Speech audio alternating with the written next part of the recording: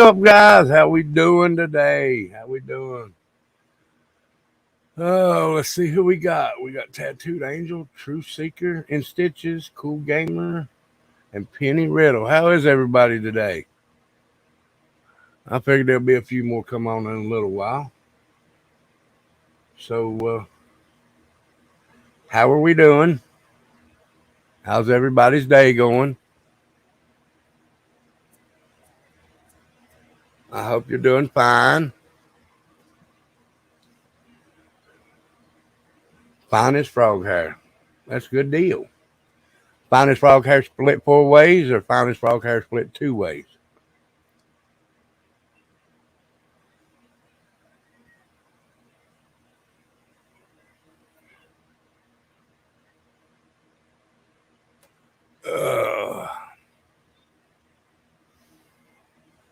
So does anybody for always got you.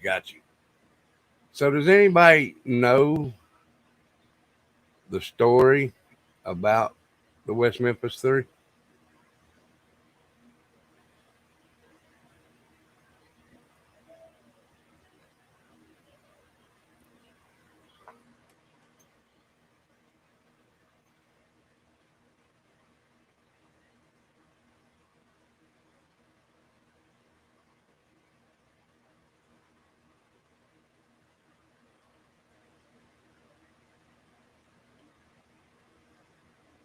Anybody?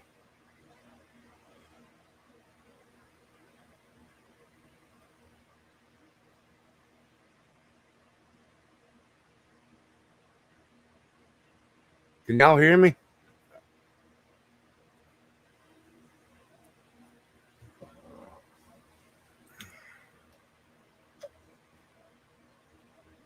Okay.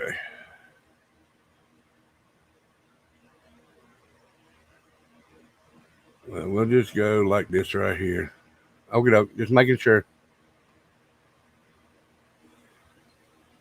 All right.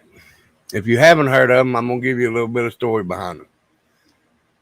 These boys are the West Memphis Three: Damian Eccles, Jesse Miskelly, and Jason Baldwin. West Memphis Three are 3 men convicted as teenagers in 1994 of the 1993 murders of 3 boys in West Memphis, Arkansas.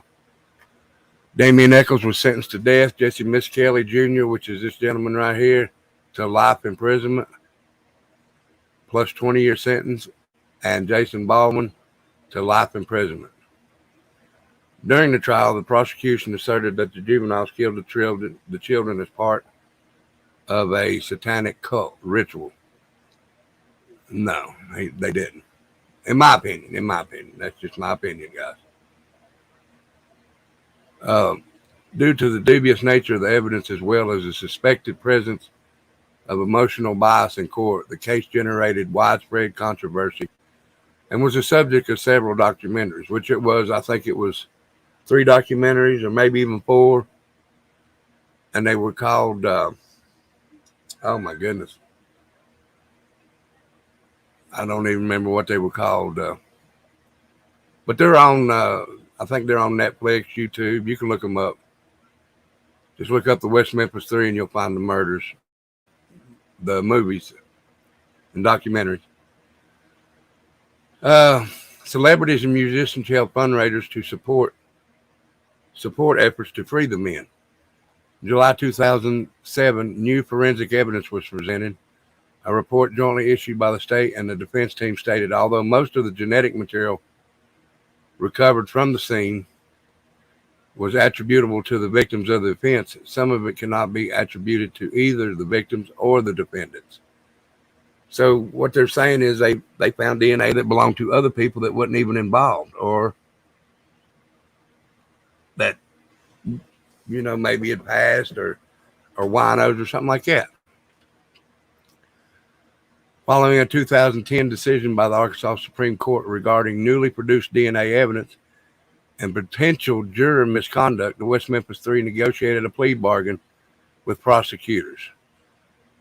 On August 19, 2011, they entered Alfred pleas. Now, if anybody don't know what an Alfred plea is, that means that you can get out of prison, but you have to say, look, y'all got enough evidence against me to prove that I'm guilty, but I'm still retaining my innocence. Which means, look, I'm going to plead guilty so I can get out, but I know I'm still innocent. That's all that means.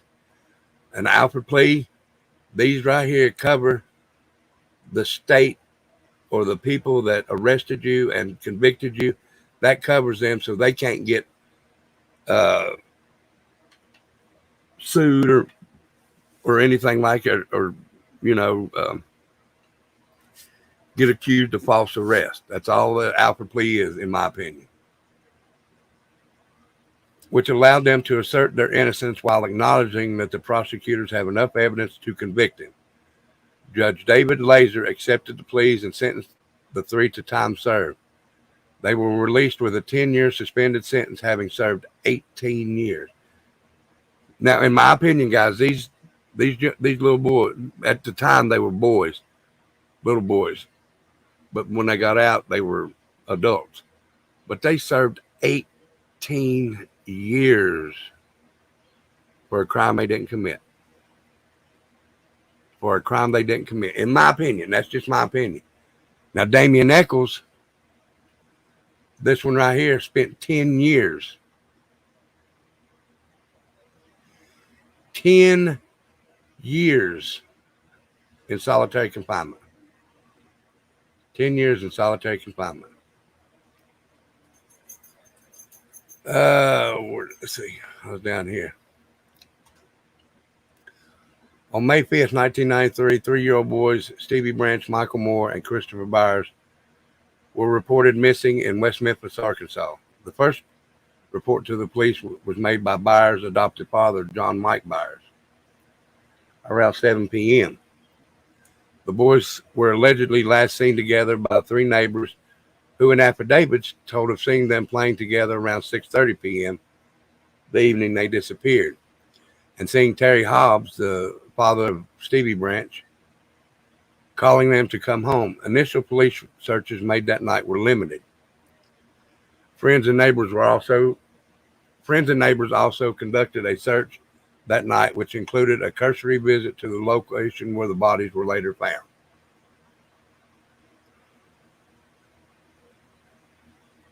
A more thorough police search for the children began around 8 a.m. on May 6th, led by the Crittenden County Search and Rescue.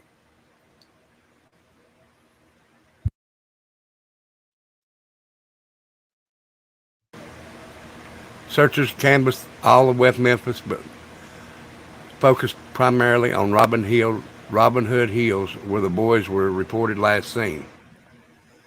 Despite a shoulder-to-shoulder search of Robin Hood Hills by a human chain, searchers found no sign of the missing boys. Around 1:45 p.m., juvenile parole officer Steve Jones spotted a boy's black shoe floating in a muddy creek that led to a major drainage canal in Robin Hood Hills. A subsequent search of the ditch revealed the bodies of the three boys. They had been stripped naked and were hog-tied with their own shoelaces. Their right ankles tied to their right wrists behind their backs, the same with their left arms and legs.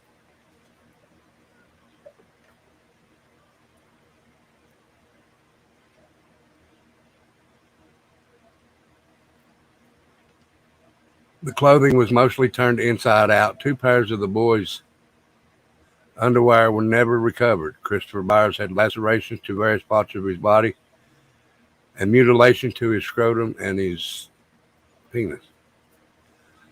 The autopsy by forensic pathologist Frank J. Peretti indicated that Byers died of multiple injuries, while Moore and Branch died of multiple injuries with drowning.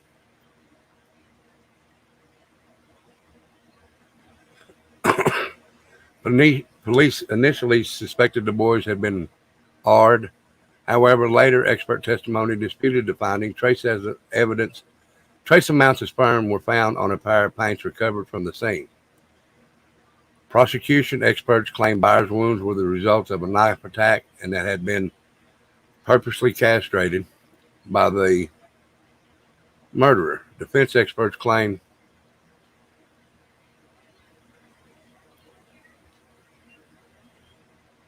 Where'd it go? Defense experts claimed Byers' wounds were the result of a knife attack. Defense experts claimed the injuries were most likely the result of post-mortem animal predation.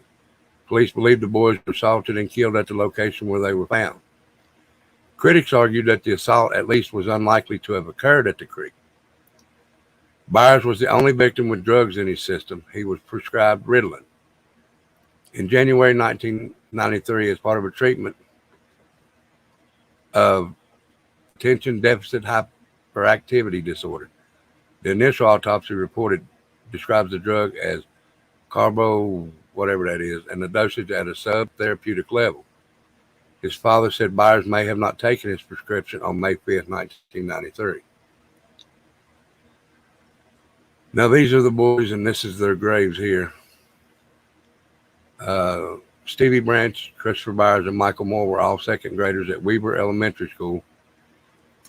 Each had received the rank of wolf in the local Club Scout pack and were best friends.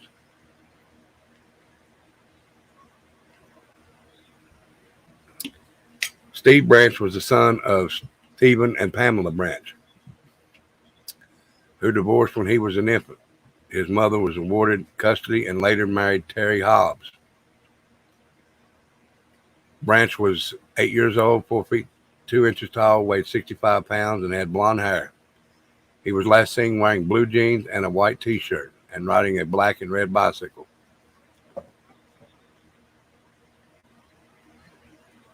Hey, Avita. He was an honor student. He lived with his mother, Pamela Hobbs, and his stepfather, Terry Hobbs, and a 4-year-old half-sister named Amanda. Stephen Branch is buried in Mount Zion Cemetery in Steele, Missouri. He's the only one that's not buried in Arkansas. No, I'm sorry. They're all three buried in 3 different places, I believe. This one's buried in Missouri, this one's buried in Arkansas, and I believe one's buried in Tennessee. Let's see. Christopher Byers was born to Melissa Defer and Ricky Murray. His parents divorced when he was 4 years old, and shortly after his mother married John Mike Byers, who adopted the boy. Byers was 8 years old, 4 feet tall. Weighed 52 pounds, had light brown hair. He was last seen wearing blue jeans, dark shoes, and a white long-sleeve t-shirt. He lived with his mother, Sharon, his adopted father, John, and his stepbrother, Sean Ryan Clark, age 13. According to his mother, Christopher was a typical 8-year-old boy. He still believed in the Easter Bunny and Santa Claus. He is buried in Forest Hill Cemetery in Memphis, Tennessee. Okay. Let me make sure. Okay. Yeah, see, they're all 3 buried in 3 different places. Okay. He's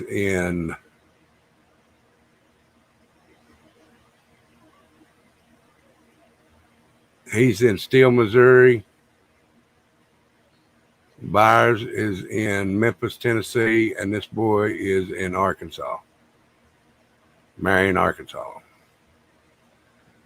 Michael Moore was the son of Todd and Dana Moore. He was 8 years old, 4 feet 2 inches tall, weighed 55 pounds.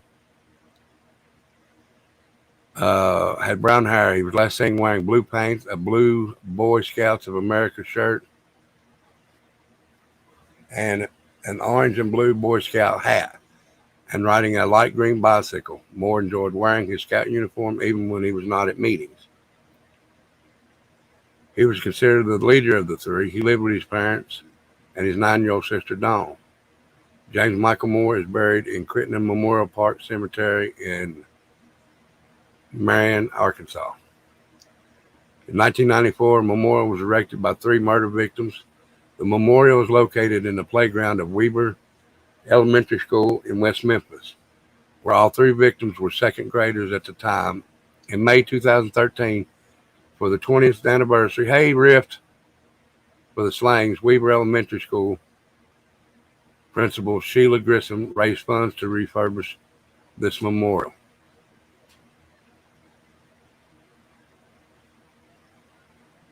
Well,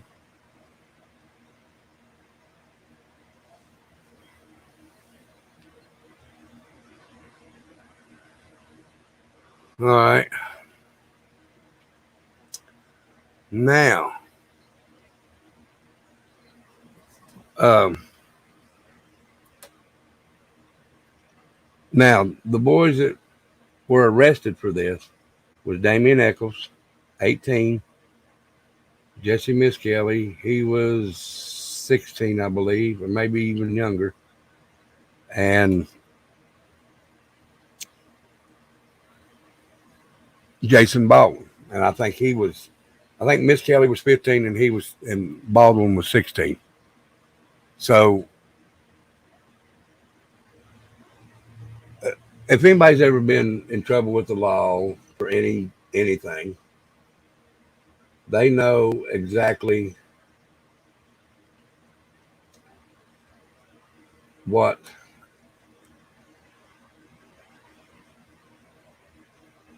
how they interrogate somebody. I'll say it like that. So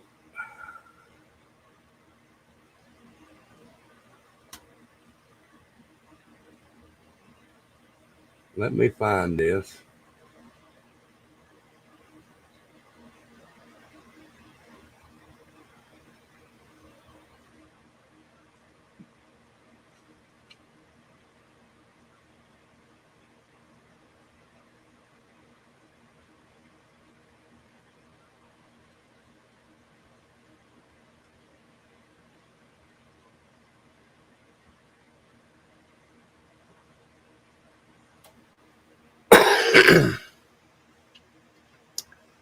What I'm going to do is I'm going to bring this up. We'll listen to it for a little bit. Hey, Amber, how are you? Okay, see, I thought I was right. I just wanted to make sure. But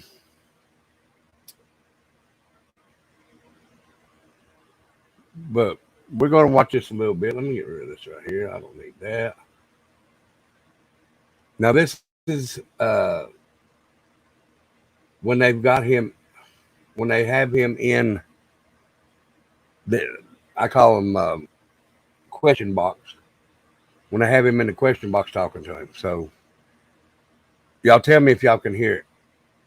Put a 1 in chat if y'all can hear it.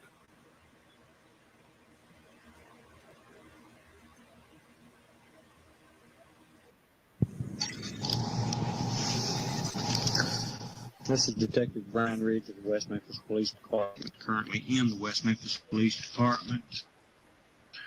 Case for the offense of triple homicide. Case file number 93050666. Put a 1 in chat if you can hear that. Currently in the office with Jesse Lloyd Miskelly Jr. Thank you. Date Thank you all. 17/of/75. Education as a 9th grade. The place we are in the detective division. Today's date is 6/3/93. The time now is 2:44 p.m. Present in the interview will be Inspector Jesse Miskelly. Jesse, in front of me, I have a rights form. It's got your signature at the bottom of it. Is that clear? Your signature? Yes, sir. Okay. We're informing you that we are Detective Sergeant Mike Allen and Detective Brian Ridge. Now, Detective Sergeant Mike is the one that read this form to you earlier. Is that correct? Yes, sir. And I was here when he read it to you. Yes. All right. Police officers of the West Memphis Police Department. We're conducting an investigation for the offense of capital felony murder. Let me say this, guys. Now, when they read this to them and everything, you're supposed to record all this. They didn't record this, in my opinion, until they were ready to record it. They had done, and you'll see some parts in here where they're coercing him to do things. You just have to pay attention. If you've ever been behind them in that little question box that I'm talking about, you'll know what I'm saying when I say this. So I believe this is just a second part. To them, it's the first part where they record it, but really it's the second part.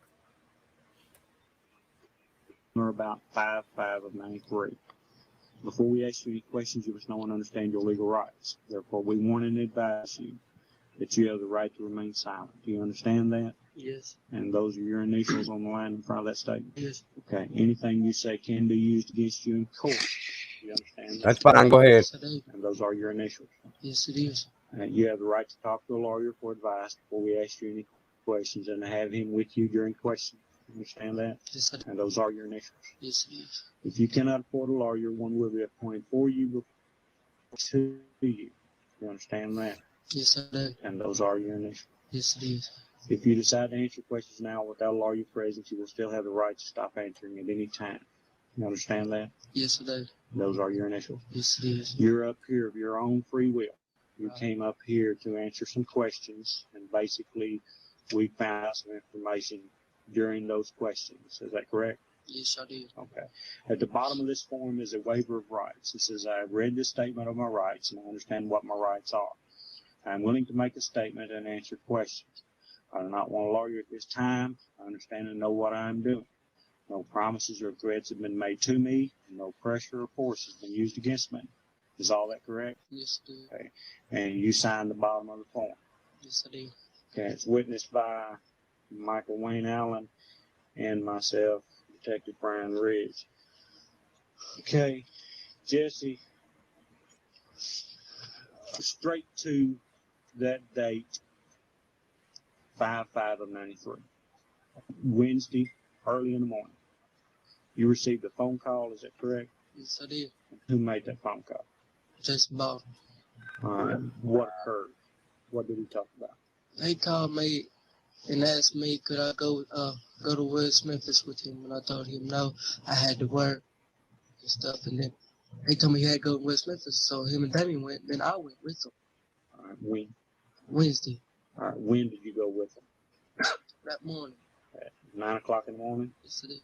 Okay. I went with them, and then Now, were you in a car? Whose car were you on? we walked. Y'all walked? Right, we walked, and then Where did you go? we went to Robin Hood. You went to the Robin Hood. Explain to me where those woods are.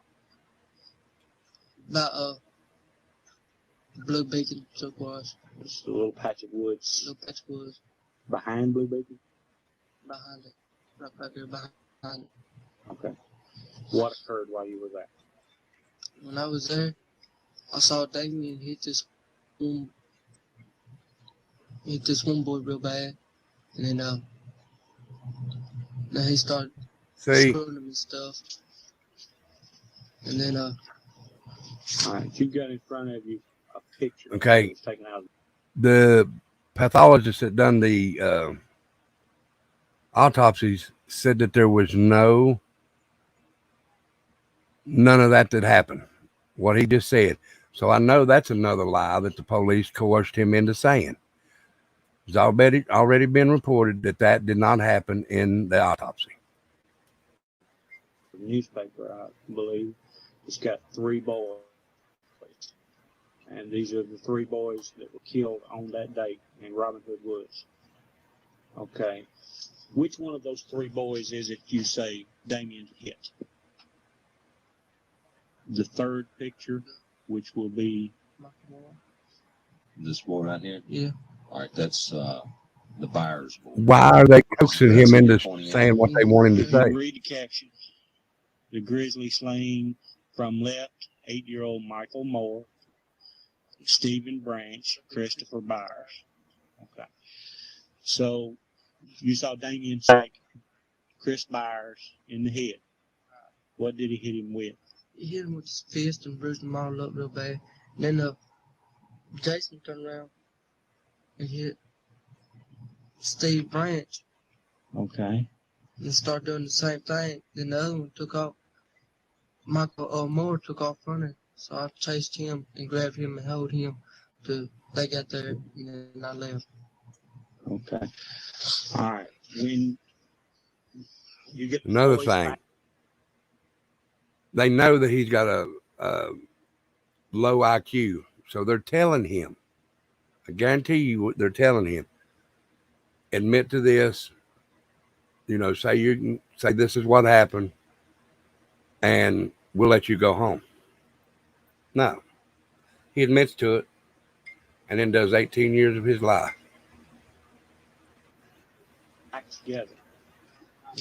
Where are you at from the creek? I was up by the service road. Up by the service road? Okay. Now, when he hits the first boy, where are they at when he hits him? Are you in the woods? You on the side of the big bowl? You out in the field? Where you I at? was in the woods. In the woods. Okay, you've been down there in those woods before. So Can you describe to me what in those woods, what's the location where you were? Well, Is there a path you go down? I was down the little path. All right, where does that path go to? It lead out there close to the field, close to the interstate. Okay. Stuff where I was at. All I right. was close by the interstate. When he hits the first boy, and then Jason hits another boy, and one takes off running, where does he run to? That one, he runs out, going out the park, and I chased him and grabbed him and brought him back. Which way does he go? I mean, does he going back towards where the houses are? Is he going to Blue Beacon? Is he going out towards the field? Where's he running to? Towards the houses. Towards the houses. Where the pipe is that goes across the water? Yeah. Okay. He ran out there, and I called him and brought him back. And then I took off. Okay. Well, you came back a little bit later, and all three boys are tied. Mm-hmm. Is that right? And then I took off and went home. All right. Have they got their clothes on when you saw them tied? They had them off. They had already gotten them off. When he first hit the boy, when Damien first hit the first boy, did they have their clothes on then? Mm-hmm. All right. When did they take their clothes off? Right after they beat up all three of them and beat them up real bad. Beat them up real bad. And then they took their clothes off. And Then they tied them. then they tied them up, tied their hands up. They start screwing them and stuff, cutting them and stuff. And I saw it and I turned around and looked. And I took off running. I went home. And then they called me and asked me how come I didn't stay. I told them I just couldn't. Just couldn't stay for them. I couldn't stand to see what they were doing to him. Okay. Now, when it's going on, when it's taking place, you saw somebody with a knife. Who had a knife? Jason. Jason had a knife. What did he cut with the knife? What did you see him cut, or who did you see him cut? I saw him cut one of the little boys. All right. Where did he cut him at? He was cutting him in the face. Cut him in the face. All right. Another boy was cut, I understand. Where was he cut at? At the bottom. On his bottom? Was he face down and he was cutting on him, or? He was. Now, you talking about bottom? Do you mean right here Mhm. in his growing area? Okay. So You know what his penis is? Yeah, that's where he was cut at. That's where he was cut. which boy was that? That right there. You're talking about the Byers boy again? Okay. Are you sure that he was the one that was cut? That's when I seen him cutting on. You know when this is. Yes. Is that where he was cutting? That's where I seen him going down at. And he was on his back. I seen him going down like that real close to his penis and stuff. And I saw some blood and that's when I took off. Were y'all close to the creek at that point? Yes, Where was the little boy actually at? he was close. All right, let me say this. Yes, trigger warning. Sorry, guys. I got to put that up. Sorry. Now, let me say this. That when he said that that they were cutting the boy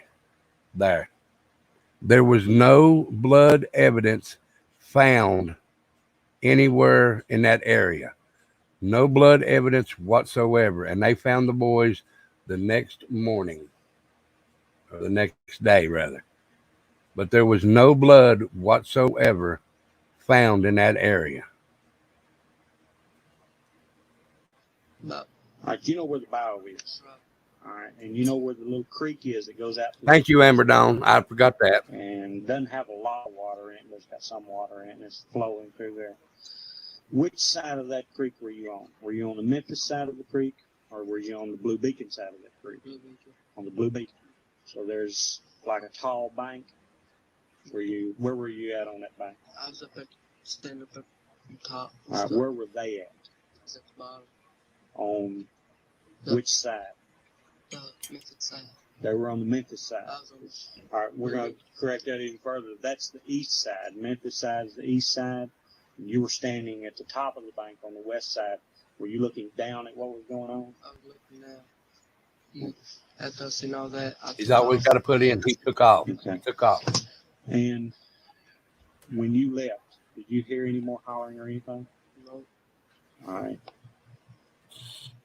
You went home.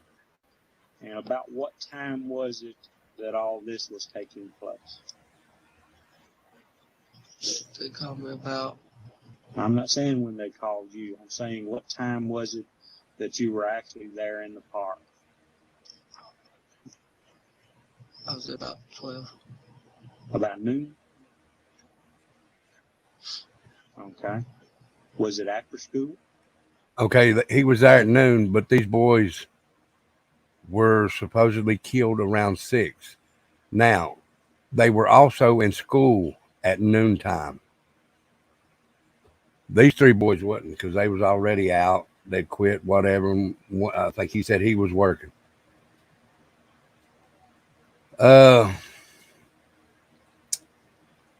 You talking about the boys that they charged with the murder? One was 18, one was 16, and one was 15. I believe that was age. Damian Kelly was 18, or getting ready to turn 18. Jason Baldwin was the next oldest. I believe he was 16. And this boy talking was getting ready to be 16 within like 2 or 3 days, something like that. But now them 3 boys that got killed, if he was there at noon, if they were there at noon, them boys were in school. They were registered in school. And they were in school because they didn't call their parents and let them know that they wasn't there. They were in school. They let out? I didn't go to school. Well, these other boys, They skipped school. they skipped They school. was going to catch their bus or stuff, and they was on their bikes. So All right. They were on their bikes. Where were their bikes at? No. they laid their bikes down when they came out there to the, when they hollered for them, told them to come out there. Where did they lay their bikes down? That's what I'm asking. I don't know where they laid their bikes at down there, cause I was behind Damien and them, way behind them. Okay. And when they hollered, and I seen the boys. The boys came on over. Had Damien seen these boys before? Yes. Has he done things with them before? Or has he just been watching them? Has he had sex with them before? Has he ever had sex with any of them before? He's been watching. He's been watching.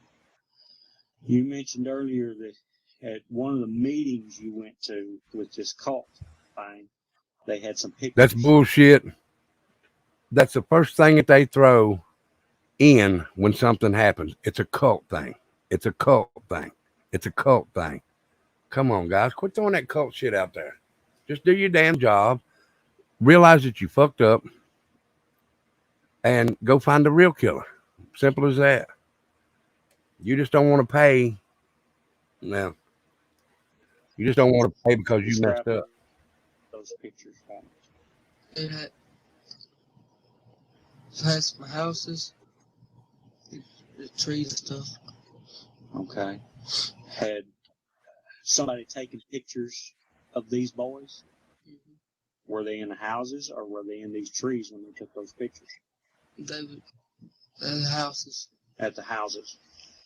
Did they take like one picture of one boy? It was in a group. Always 3? It was a group of pictures of 3.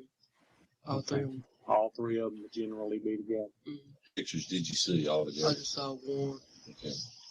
And it had these same 3 boys in it? Mm-hmm. You're certain of that? Mm-hmm. Now, did you say the boys skipped school that day? These little boys did? Are you sure? They was going to catch going somewhere, and like I said, Damien and them left before I did. I told them I'd meet them there and stuff. I had to get ready and stuff. I'd meet them there. And it was early in the morning, so they went ahead and met me. They went ahead and went up there, and then I came up, later on behind them. What time did you get there? I got there about 9. In the morning? Mm-hmm. Of Wednesday morning? Mm-hmm. And what time is it right now? Right now? Yeah. You don't know what time it is? do you not wear a watch? It's at home. So My dad woke me up this morning. your time period might not be exactly right what you're saying. Right. Early in the day, but you don't know exactly what time. Okay. Because I've got some real confusion with the times you're telling Whatever me. they do, it's weird. This 9 I o'clock can't in the imagine evening not saying call that you've I got. messed up instead. That's Explain exactly that what to they me. do. Put them in there, Well, and they can, all the stuff happened that night. and then they'll use well, the jury found them guilty. Well, of course they did. You're out here throwing up a false Okay. statement, so What that did they tell you on the telephone? They asked me yeah, how it's come I just left so bullshit. early and stuff. But I understand. And I told them I couldn't stand there watching it no more, so I had to do something to get out of there. Okay. Who called you? Jason. And you mentioned you heard some voice in the background. And what else? I think you said that he made the call from his house. He made a call from his house, and Damien was hollering in the background and said, "We done it, we done it.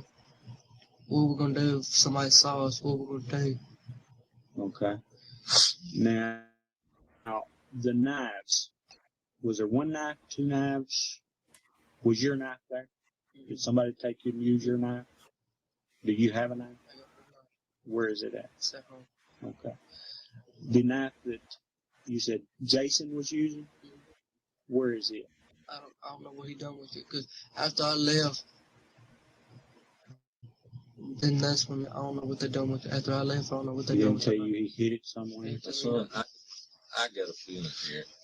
You're not quite telling Well, I mean, me. Now we're recording everything. So this is very, very important to tell us the entire truth. If you were there the whole time, then tell us you were there the whole time. Don't leave anything out. This is very, very important. Now just tell us the truth. I was there. okay, he was there till they tied him up. I thought he was there when they supposedly cut them. And then that's when I left. After they tied him up, I left. But you saw him cutting on the boys. I saw him cutting on them. What else left is there after that? They laid the knife down beside him, and I saw him tying them up, and then that's when I left. Were the boys conscious, or were they They was unconscious. unconscious? And then after I left, they done more. They done more. They started screwing them again. Okay. How were they screwing them when you saw them? Jason stuck his in one of them's mouth, and Damien was screwing one of them up the ass and stuff. Okay. All right. And the one that they were cutting the penis off of, did any of them, or cutting the penis or whatever was being done, did they have sex with him at home? No. Did either one of them? Jason did. Jason did. Jason was screwing him while Damien stuck his in his mouth and letting the boy's mouth. Okay. How did he have sex with that one? Damien, he was holding him down, right? Uh-huh. And Jason had his legs up in the air, and that little boy was kicking, saying, don't, like that. Okay. He had his legs up in the air. All right. What was to keep these little boys from running off? If just their hands are tied, what's to keep them from running off? Well, they beat him up so bad, well, they hardly move. They had their hands tied down. Right. You just sit on them. You said they had their hands tied down. Were their hands tied in a fashion to where they couldn't have run? Okay. See, they keep pressuring him to say what they want him to say. They keep pressuring him. He's supposedly telling them what's supposedly happening, but they keep pressuring him. They want him to say it this way because they think that's the way it happened. That's why they keep pressuring him. So he was holding his legs up. So this one done this. So you had to be there when they were tied up, and you had to be there when they were this. They're pressuring him because he has the lowest IQ. You tell me. They could run. They just had them tied. When they knock them down and stuff, they can hold their arms and stuff and hold them down like where he couldn't raise up. And the other one pick his legs up. Okay. There's a break in the tape. I wonder why. Hey, you need to read it like this so we can get this stuff done right. Now get it right, So they and then it's back open. See? You were there the whole time that was taking place. The whole time now. He just changed his story again. One of them was cut on the face real bad. Is that what you said? And one of them was being cut on his penis. Yes.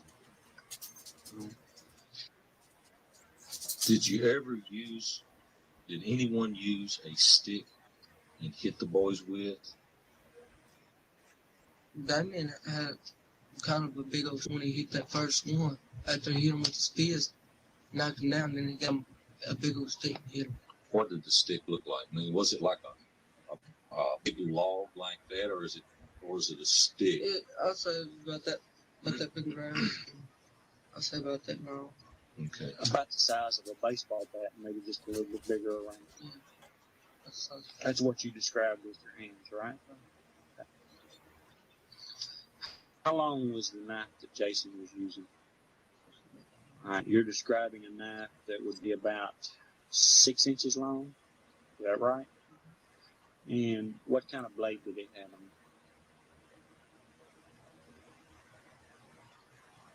on it? Like just a regular knife blade. Was it a knife that you fold up, or was it like a hunting knife that's just one piece? Just a fold up knife. It was a folding knife.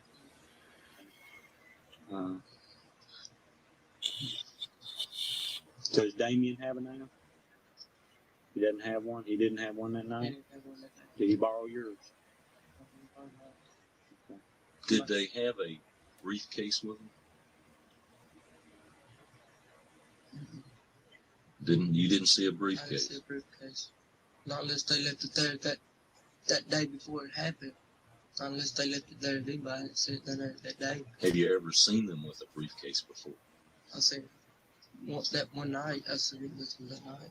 Okay. What is kept inside that briefcase? They had some cocaine, a little gun.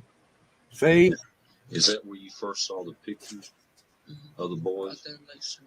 And you saw the pictures in the briefcase? When we had that call. Okay. Now you have participated in this call, right? Okay. When they had that little cut in the tape, they were telling him, say, we need to talk about this cult now. He hasn't mentioned a cult, not one time until that break in the tape. Come on, guy. Yes. How long have you been involved in it? Been about 3 months. Okay. Tell me some of the things y'all do typically in the woods as being in this cult. We go out,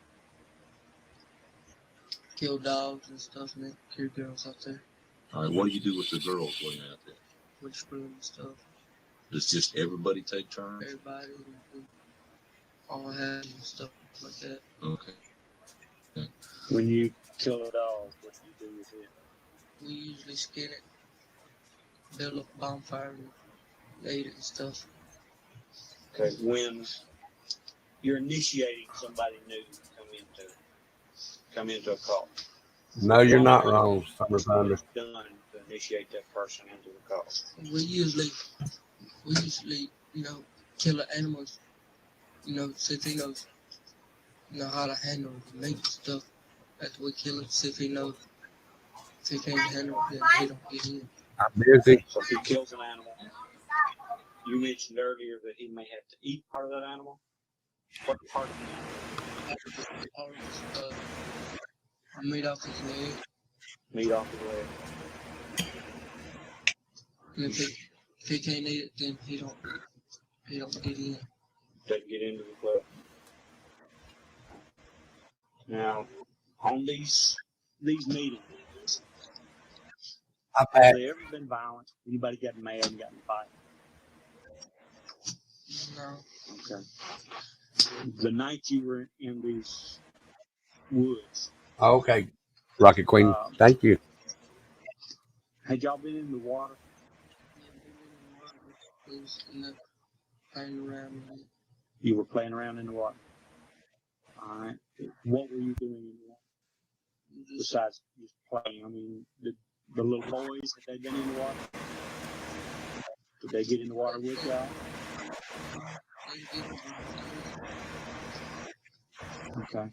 What were you doing in the water? we were just sitting there throwing stuff at each other. Okay. Were y'all having sex? Hello, Lorray. You weren't. Was Damien and Jason having sex? They take turns going up under the water. Going under the water? What were they doing under the water? They sit so far away. They go up in the water, stay for about, I'll say about 5-10 seconds, and then come up, and the other one go down. Okay. So they were just messing around in the water. All right. They called for these boys to come over there? Yeah, they seen the boys, and then they hollered.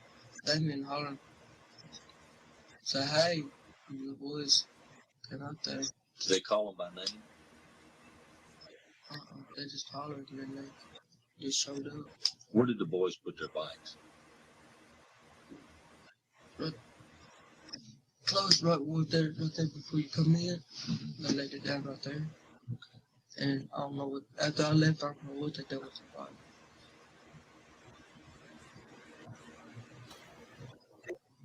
You didn't do anything to the bikes at all? Are you sure? Awesome.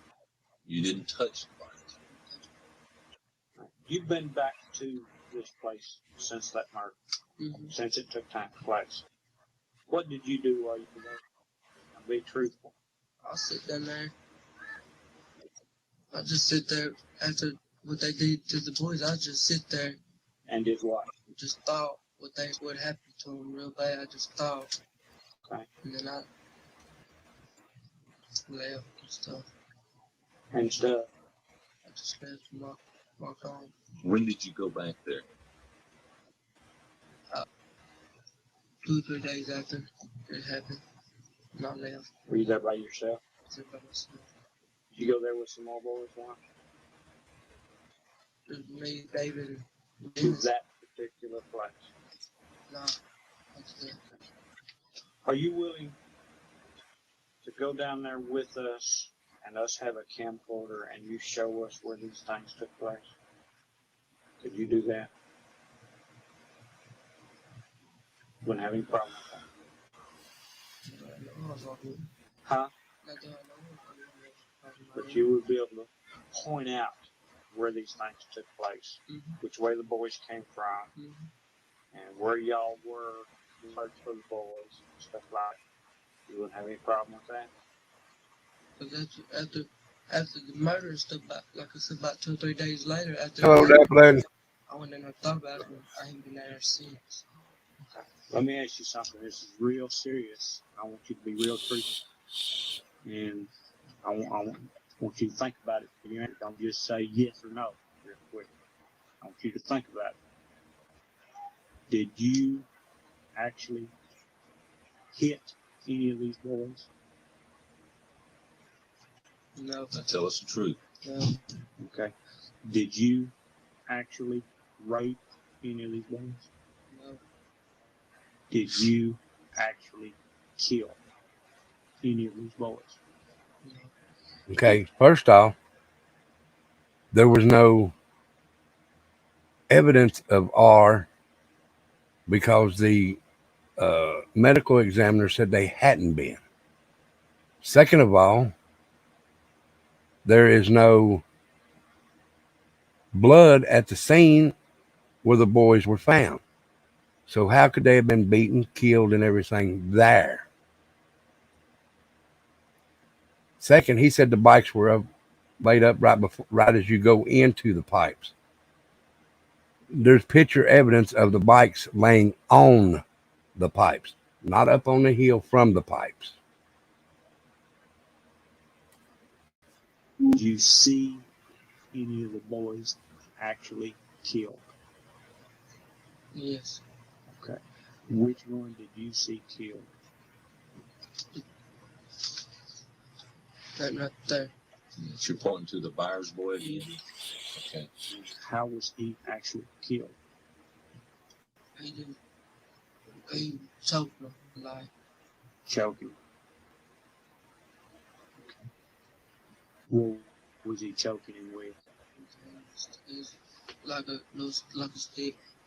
It's a little stick and holding it over his neck. Okay. So he was choking him to the point where he actually went unconscious. So at that point, you feel like he was dead. Hello, Tom. Uncle. Did any of the other two boys, were you there when they were actually killed? You say you got sick of what you were saying. Did you throw up or anything? Where did you throw up at? I got a little bit of ways after we took seen that. I left about half a mile up the road when I threw up stuff. I couldn't hardly run or nothing. I just threw up. When you left the lake, you leave running? Were you hiding? You had some blood on your clothes? I had no blood on me. I didn't get close to him. Were your clothes wet still? They was Muddy? All right, Inspector Gitchell touched on a point real close. Now, what clothes was Jason wearing that day, that night? He wears some blue jeans. Now listen right here. He tries to tell him what he's wearing, but he says no. And what kind of a shirt? I mean, you know, everybody wears a special shirt for different things. He's wearing a Megadeth shirt. A Megadeth? Metallica shirt. All right. Was he wearing a cap? Anything like that? No, he didn't wear a cap. All right. Damien. What was Damien wearing? Damien has some black pants on, some boots, and a black t-shirt. All right. Was anything on his shirt? No kind of design or anything? Just black. The blue jeans that Jason was wearing, they designer jeans? Were they old jeans, wore out, holes? What did they look like? They had holes in the knees and stuff. Holes in the knees. What color is Jason's hair? Blonde. Bright blonde or like sandy reddish type blonde? You know the difference. It's like a Sandy color blonde. Okay. He's wearing blue jeans. He had a Metallica shirt. This is a shirt that's got Metallica across the front of it spelled out and a man's name or something under it, or a picture. Is that right? Yeah, mate. they had pictures. Picture of somebody. Different shirts and different Metallica shirts got different pictures. Which one did he have? He had the sky skull on and stuff like that. A skull. What were you wearing that day? I just wear regular blue jeans, my shoes, and What kind of shoes were you wearing? my Adidas. Adidas tennis shoes. Mm-hmm. Okay. What kind of shirt were you wearing? I was just wearing a regular, one of my old breezy up t-shirts. Okay. Was it a design shirt, like this bull run type shirt, or was it just a plain white old t-shirt? Where are these shoes at? A friend of mine got them, he borrowed them. All right. Who is that? Buddy Lucas, Buddy Lucas. he borrowed them. The boots that Damien had on, are they army type boots too, or what kind of boots were they? It's close, like army type, not quite. Okay. They're black. Is that right? Lace up. Okay. And Jason's black, lace up. Jason was black up to about mid-quarter wide. Well, they come way up on him. Okay. Damien's didn't come up that far. Okay.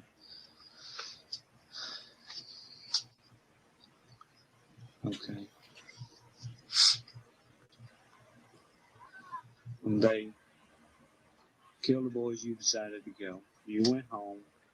How long after you got home before you received the phone call? 30 minutes? An hour? An hour after you got home? Okay. So they were there for a lot longer. mm, When he called you on the phone, did he say you just got in? he called me when he first got home. He called me. He said, how come I left? I told him I couldn't stand it. I had to do something else.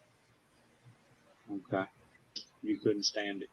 And then I heard Damien in the background saying, we done it. What we gonna do now? What about saw us?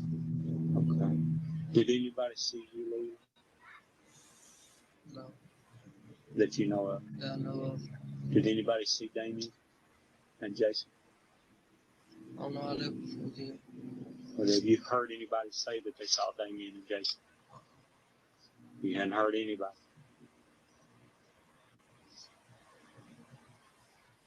Okay.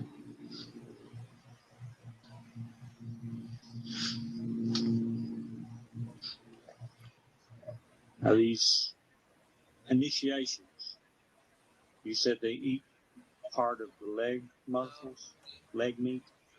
Would that involve eating part of the penis of the animal? The meat. Just me. Okay.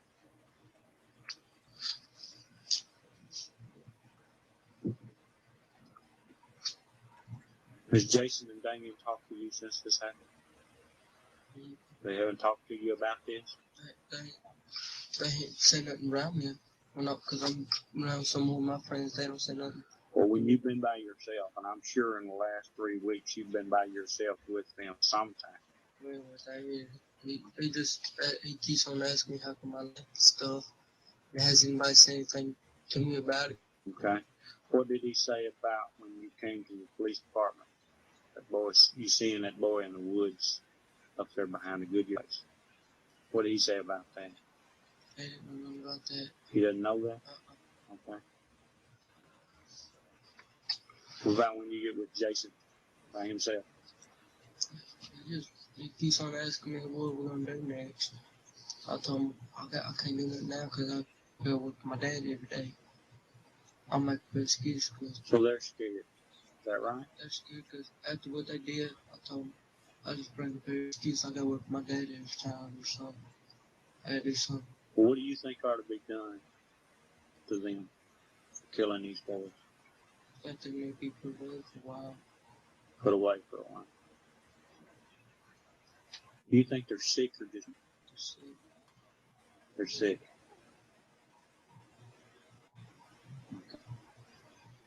Is there anything else you want to add to this statement? Why did you not come forward with this information? Because I was scared. Scared of Damien? Scared of the police? Scared of the police. Are you scared of Damien now? No. Are you scared of the police now? You're not? So we treated you well. Okay. All right. I'm going to conclude this interview. The time is 3:18.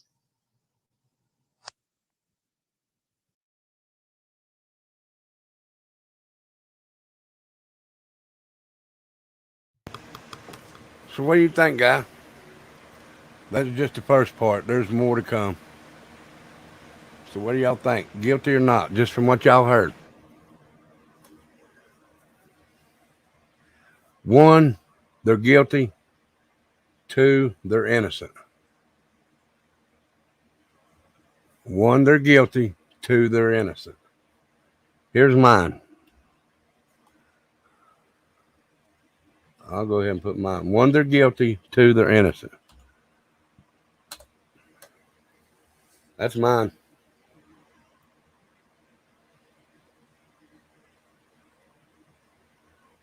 They're guilty, Truth Seeker?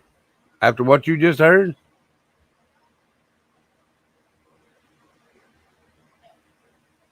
Fair enough.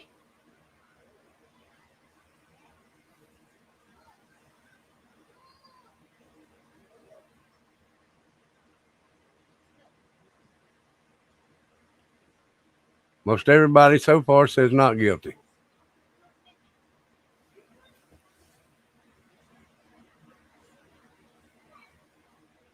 DNA does need to be tested, but they did find the hair of one of the stepfathers there.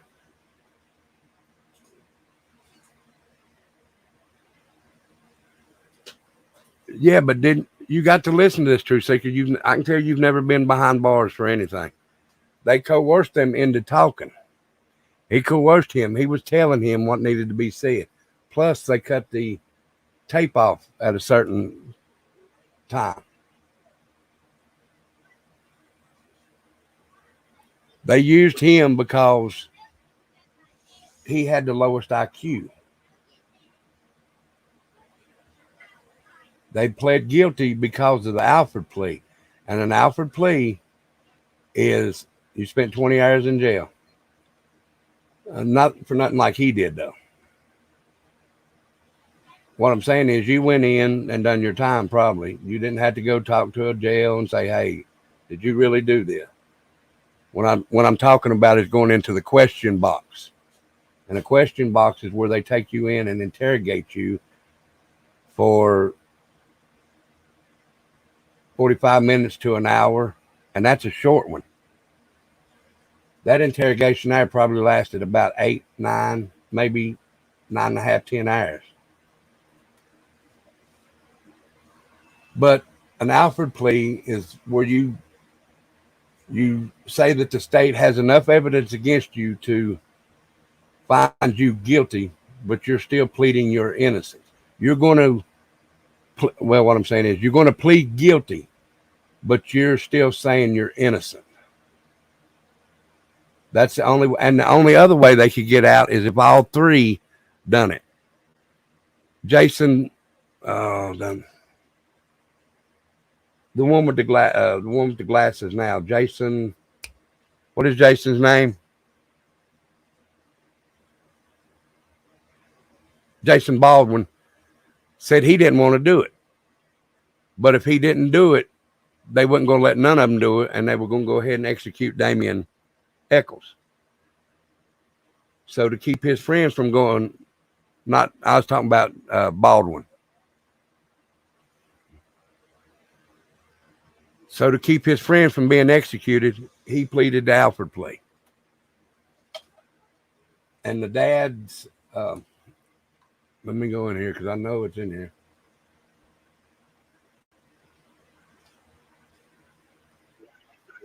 Hold on.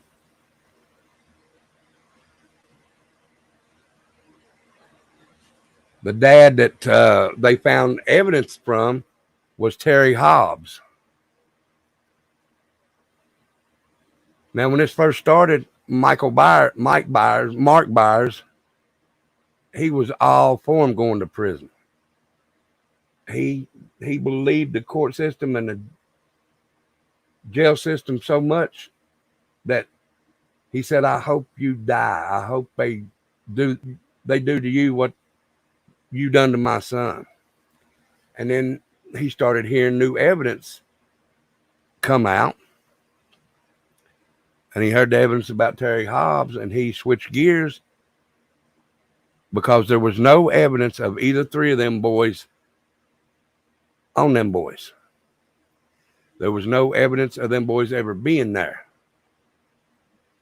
They picked them three boys because they dressed different, they listened to music different, and they were outcasts. And they come from low-income families. So they used that against them and put them boys in prison for life. They found evidence of Terry Hobbs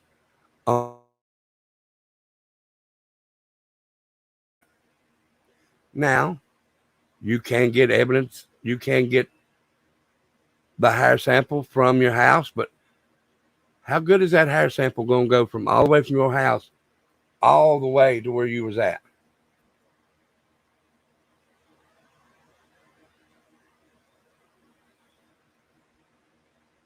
You're not going to get too much.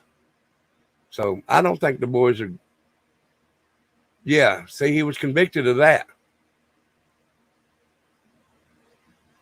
I just don't think them boys are guilty. Never have. And I don't believe I ever will. That's just my opinion, guys. Now, let me go in here and find you the.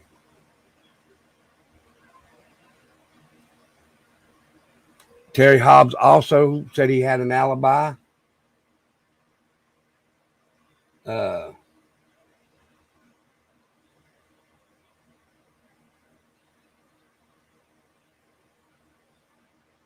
I think the alibi that he used was David Jacoby,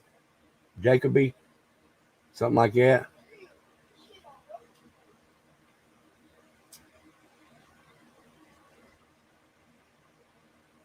Trying to find that one.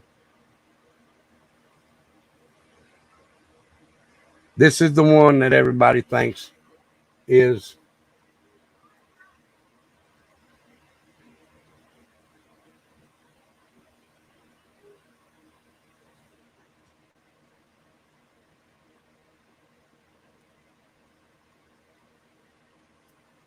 This is the one that everybody thinks now is the killer, which looks good on my end, the way he's. Hey, Deb, how are you?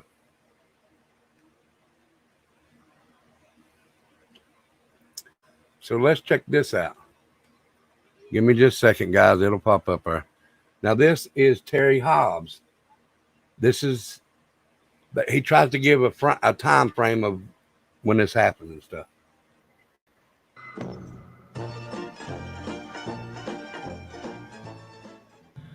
I think the time frame is what pulled us in more than anything else. Because I was like, wait a minute, we went to church every Wednesday at the same time. We left about 6:30 every single Wednesday. We never missed church.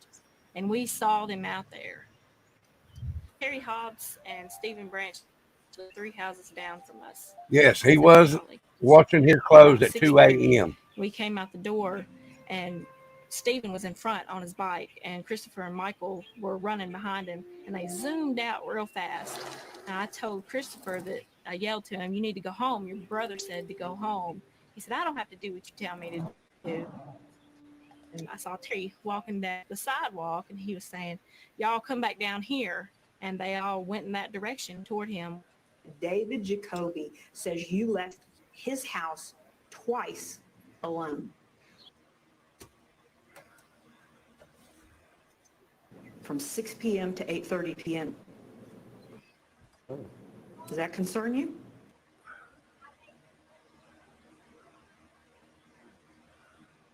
While I was out in the front yard in the evening of May 5th, Terry Hobbs hollered at Stevie, Michael, and Christopher to get back down to the Hobbs house. I recall that Stevie was on a bike. I could see that Stevie's much younger sibling, a little girl, was playing down at the Hobbs house in the driveway. It looked like Terry was telling the boys to get back down to the Hobbs house because Terry Hobbs was watching Stevie's sister play and wanted all the kids together. I'm just reading this to you in case y'all can't read it, guys. David says you left his house twice alone. This is confirmed by Pam and Amanda Hobbs, which is Terry had told her that he had told Amanda, had Amanda with him from the time I went to work until the time Terry came to pick me up. However, David and Bobby Jacoby told me that Terry took Amanda to their home. That they played guitars and that Terry left their house without Amanda and that Jacoby's watched Amanda for a while. Amanda also told me that Terry had dropped her off at the Jacoby's and they watched Amanda while Terry was gone. So how did Jamie Ballard see Amanda on the Hobbs driveway when Amanda wasn't even there? Simple. She didn't. It's plain old bullshit.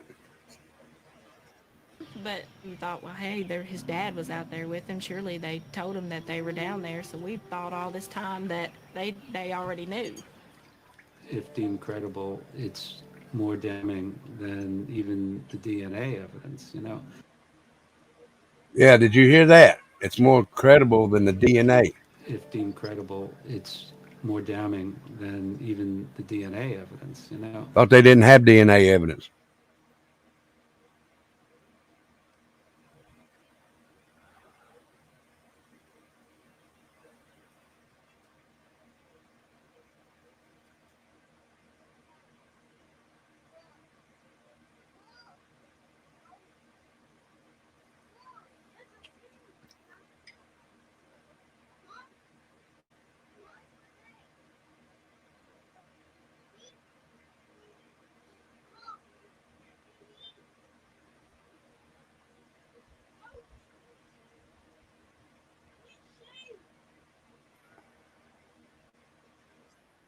There's an old phrase in the forensic science business that absence of evidence is not evidence of absence. Yes, they refuse to open the case now. Yeah, that's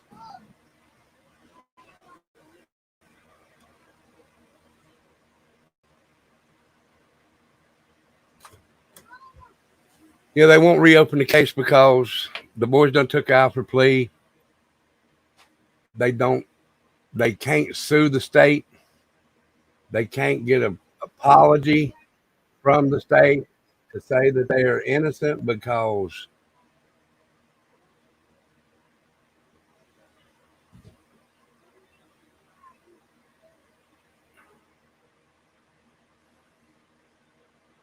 hey, Rebel, I spoke to their teacher at the time, and she was very insightful on what happened. These boys were heavily influenced with their actions. These boys were innocent.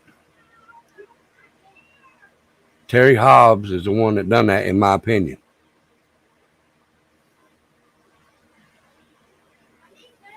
Higher up in the government officials down there, the judicial system, the police officers involved, they didn't want to hear. They knew they messed up when they arrested these boys and sentenced them to life for a crime that they didn't commit, and they didn't want to take action for it. They didn't want to be sued.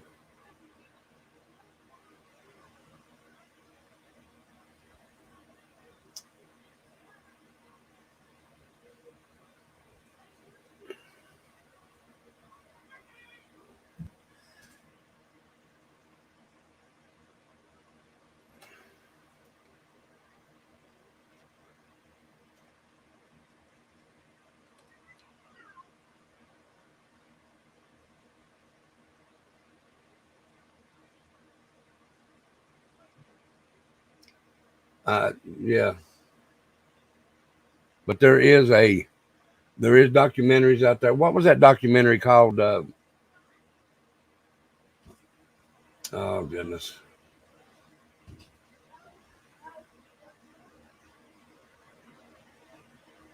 Paradise Lost. Paradise Lost 1, Paradise Lost 2, and Paradise Lost 3.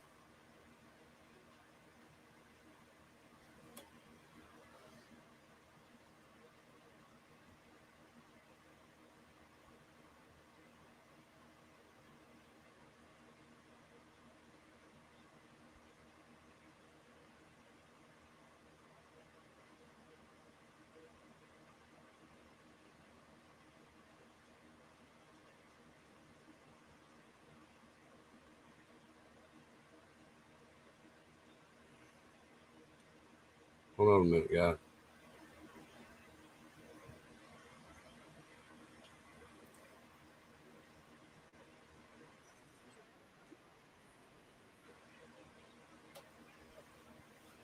I'll show you where they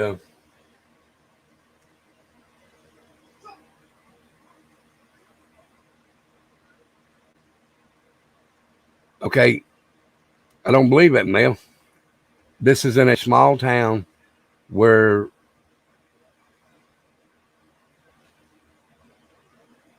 they had evidence against one of their dads, and they won't reopen the case.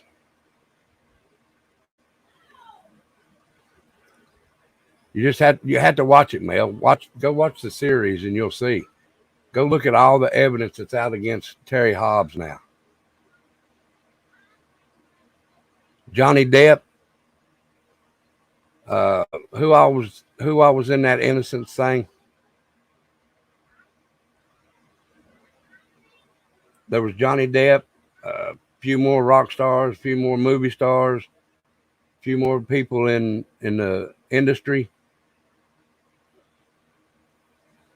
Just went all out and joined this Innocence Project. And Eddie Vedder,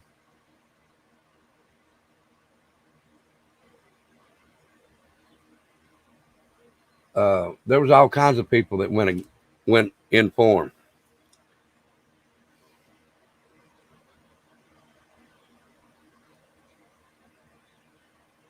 And you know, that's the teacher's opinion. Henry Rollins. Yeah, there was all kinds of people for him.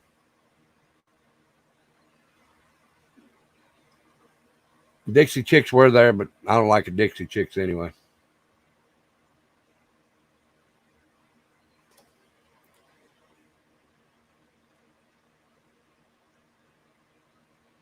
But here's the story of when they had to plead that Alfred plea.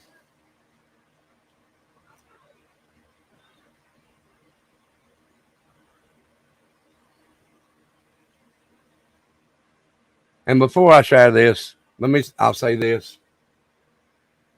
If you knew that they were exactly guilty, knew without a shadow of a doubt that these boys were guilty, know you had them by the short hairs, knowing straight up that there's no way that they could be found innocent, why give them a chance to plead the Alfred plea? Why give them that chance to plead that Alfred plea? It's saying that the state has enough evidence against you, but I know I'm innocent. So I'm going to plead the Alfred plea so I can go home, which that's fine. But if you know you got enough evidence against them, are you going to let's use BTK, bind, torture, kill. If they have enough evidence against him, but they're going to give him the Alfred plea, do you think that they're going to let that man out if they know they got the evidence against him?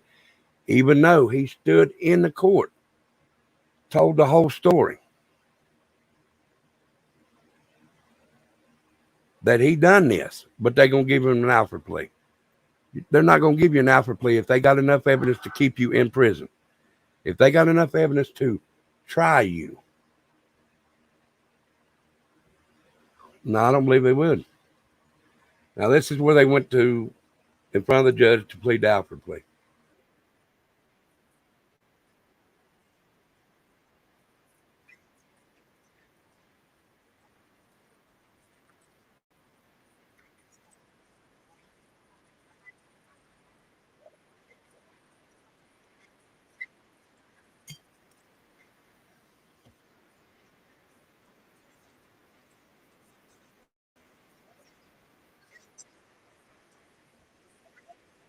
Sorry.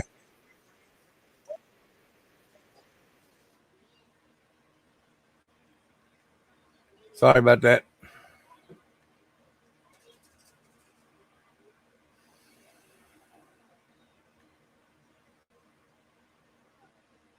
Eastern Marvel. There's Damien Eccles. Nearly 2 decades after they were convicted of murdering 3 Boy Scouts, hogtied and left in a ditch.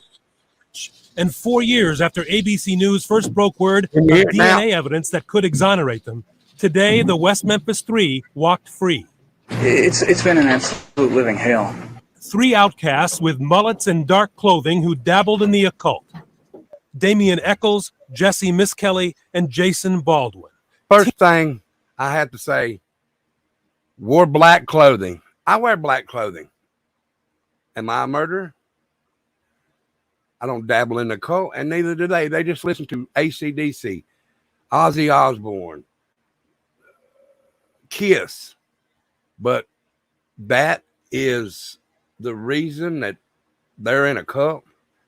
Then that means everybody that listens to Metallica, AC/DC, Kiss, any kind of rock and roll is in a cult. Teenagers then in their mid-30s today. Convicted in what many labeled a literal witch hunt. No physical evidence against them. We're innocent, and they sent us to prison for the rest of our lives. Damian Eccles was sentenced to death, but then a long road to redemption. 3 documentaries produced by HBO. And DNA tests from hair found on the victims that did not match the jailed men. evidence The hair that did not match any of them boys that were in prison. Think you need to go back and do some more work. Officers. hair belonged to someone else. And since the trial, witnesses had changed their testimony amid claims that an initial confession was coerced. Exactly. See? A new trial likely. An odd deal was struck. The men could tell the judge they were innocent, but prosecutors would only let them go free if they agreed to enter a guilty plea. For guilty plea today, guilty. I am pleading guilty. Okay, now let me tell you. Let me go back just a hair. Just a hair more. See this one right here with the glasses on? He didn't want to do that Alfred plea. But the other one, this one right here. Now, he didn't want to do it. This one right here and this one right here did want to plead the Alfred plea. Because this one has the low IQ and this one's being locked up in solitaire. That means he has seen nobody for a little over 10 years. He was locked up for 10 years solitaire. This one here didn't want to plead because he knew he's innocent. But if this one didn't plead, this one and this one would have still served their sentences. He would have died. He was getting a death penalty. This one had life. Now, another thing I want to say, okay, say they did go ahead and execute this gentleman right here, Damian. Say a week or two after that, they decide to reopen the case and look at the evidence. And they find out that this one, and this one was guilty. Was innocent. How's that going to make the state look if he's already dead? That you've already executed an innocent man? That you've already executed an innocent man? Because I can tell you right now, not everybody in prison is guilty. 75 to 85% are guilty, but that 25 to 15% are in there because the law didn't do their job right. They didn't investigate right. Prosecutors didn't go over the evidence right and all that. So they had to all agree to the Alfred plea to get out. Guilty plea. For guilty plea today, guilty. I am pleading guilty. Confusing some in the victims' families who now think the real murderer is at large. But I'm still standing and fighting for justice because they're innocent. They did not kill my son. It was a deal the youngest of the... That was one of the dads of the boys that were killed.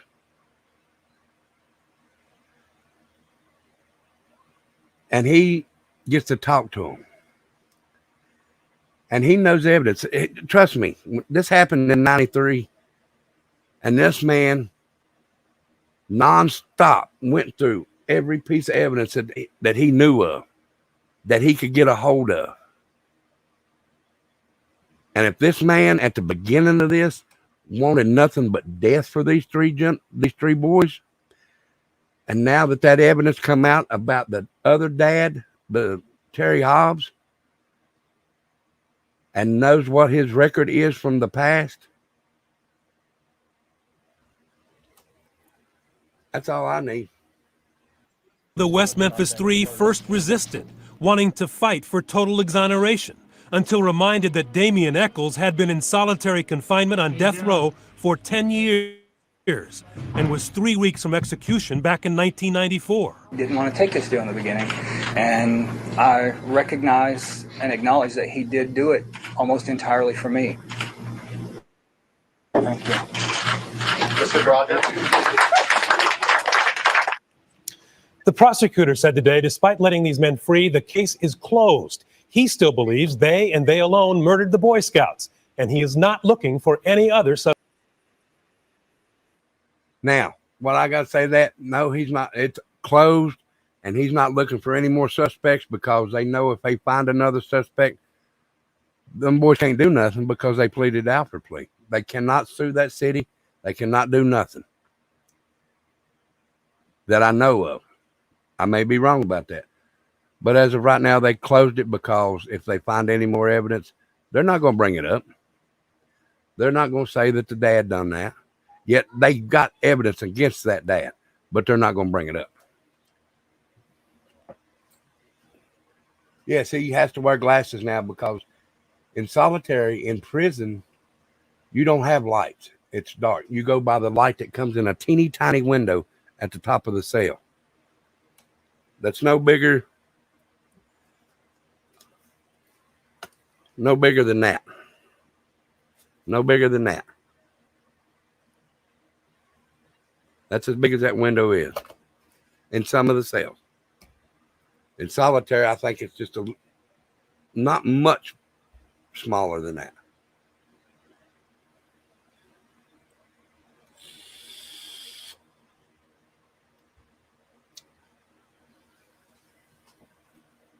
I know.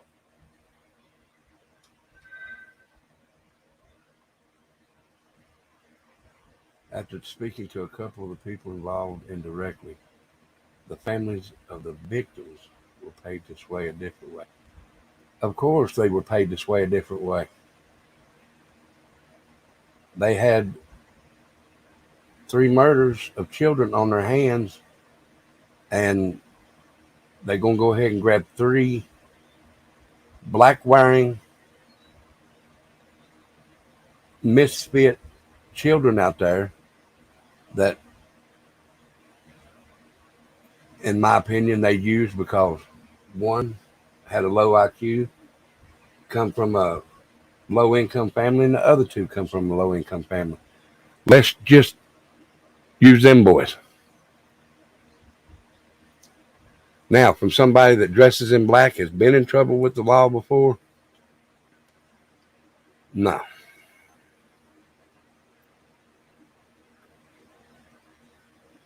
Look, let me tell you, let me just say this. This is just my opinion. I'll fight for what I believe in. If I'm wrong, I'll tell you. If I find out I'm wrong, I will apologize publicly. I fight for veterans because veterans deserve to be fought for. They fought for us. Why can't we fight for them? Secondly, I fight for people that's been unjustly accused, wrongfully prisoned. And I think those 3 boys were wrongfully prisoned. I will fight every day. Please go back and I will say this, Mel's Pandora, please. Any case that you want to go over, please go over this one. Go find. Damian Eccles has a YouTube channel. Go check him out. He's a humble guy. I've watched him. Now, people are going to say, well, he's just doing that to look good on TV. That's fine. Do what. Everybody has opinions. But go watch him. Listen to him. Don't pay no attention to the way he looks. He's got a long goatee. And he wears glasses. Well, he's got a long beard, not a goatee. He wears glasses. I got a goatee, wear glasses, have piercings, earrings, tattoos. But you guys know me as the ones that's been here the longest. Do y'all think I'm a bad person? Just from personal appearance and what you've seen here. And it will not bother me if you think that I'm an asshole or whatever. I won't, don't go by what you see. Go by your gut, what you feel. Because that's how I do it. I go by gut feeling. Because if I go by my mind and what I'm supposed to go by in society today, everybody here is guilty of something. Everybody in the world is guilty of something, which they probably are. But there's people out there that have good souls.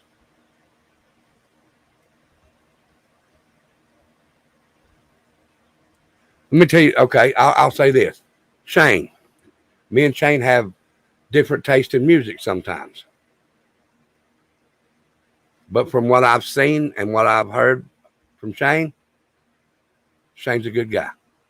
I've heard him talk. I've heard him talk here. I've seen him message in here. I've seen him talk over on Dolly's. He seems like a good guy. He's got a good heart. He gets out, works for his money. He gets out, works for his family. That's a good guy to me. If you work hard for your family, you take care of your family, and you don't go out here slicing and dicing people, you're a good person in my book. You may dress different. You may listen to different music. You may go to a different church. You may not even go to church. But if you take care of your family, do things honestly, show that you're a good person, you're a good person to me.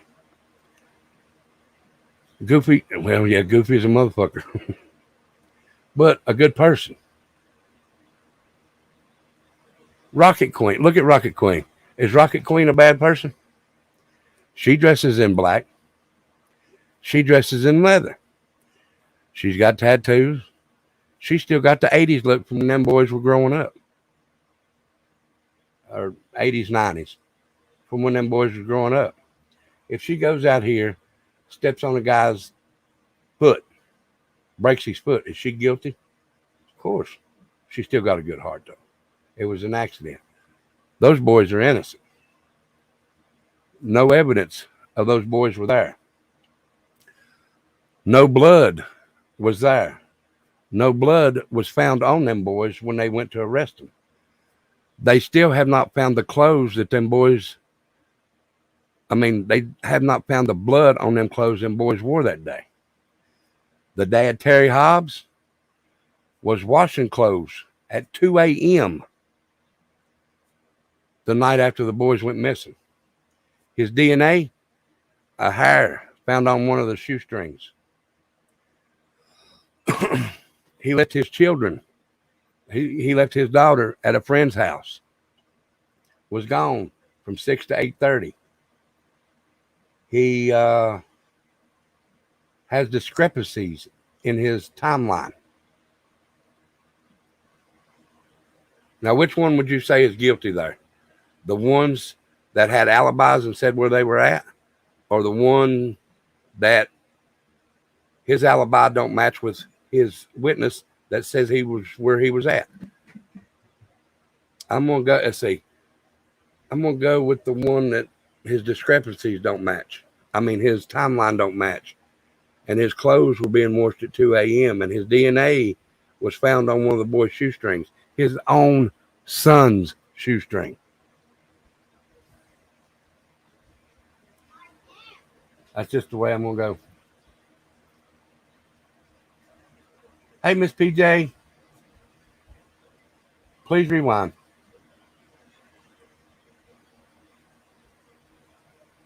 They were judged for the music and the way they dressed, Shane. The music, it's the same thing with the PMRC. PMRC, remember PMRC? ACDC stood for After Christ Devil Comes. KISS Knights in Satan's service. WASP, we are sexual perverts. Come on, people. Come up with something better than that. Come up with something better than that. WASP was just the name of a group. ACDC is alternate current, direct current. KISS, it's just a gesture. So that means if I go in here and kiss my wife, that means I'm a knight in Satan's service because I kiss her. Religion, thank you, Rocket. Religion and politics, put them in jail. Just like I said, they pleaded the Alfred plea so the state couldn't be sued by them.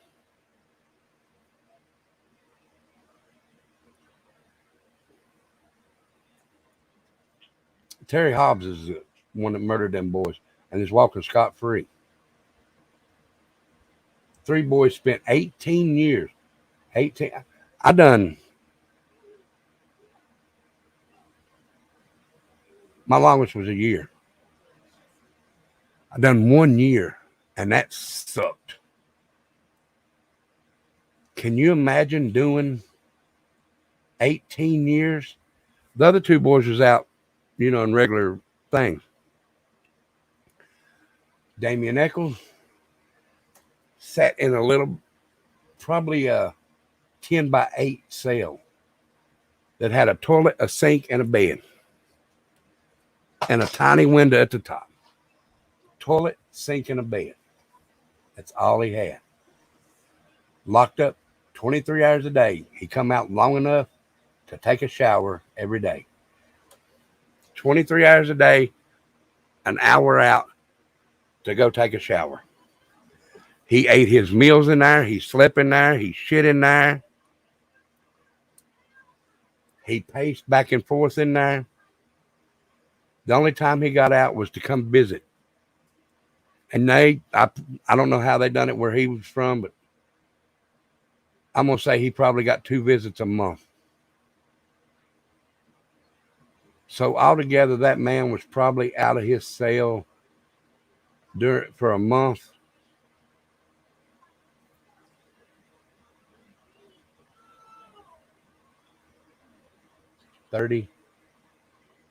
I'll say 25 plus the visits or an hour. He was probably out of his cell for 35 hours a month. The rest of the time, locked up. Count up 23 times third. Just say 30. 23 times 30. Yes, they bribed Jesse with conjugal visits for that admission. And also told him he would get to go home if he confessed. Go to any lawyer. Go to any lawyer, and they will tell you that they use that system to get a coercion. And you noticed in the interview or in that video that I showed, you didn't see him, but you heard him. There was Jesse, Miss Kelly, the guy with the low IQ, and two cops. 2 cops. One was the good cop. One was a bad cop. The good cop was asking him the questions. Every now and then he'd hear the bad cop. Like at one time he popped up and said, "Now you need to quit lying to us. I know you're lying." That's the bad cop ploy. So, guys, you got to watch these cops. Give me just a second, guys. I got to run and do something, so I'm going to play you a little music. So give me just a second, okay?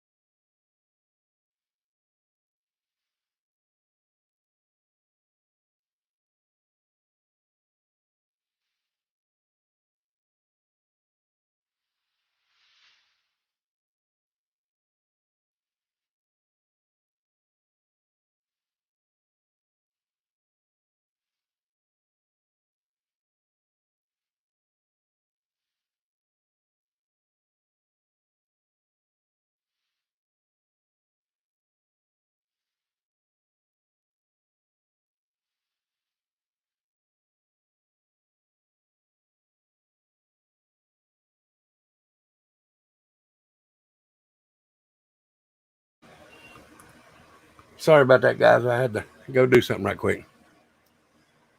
Ghost Devil, what's up, brother?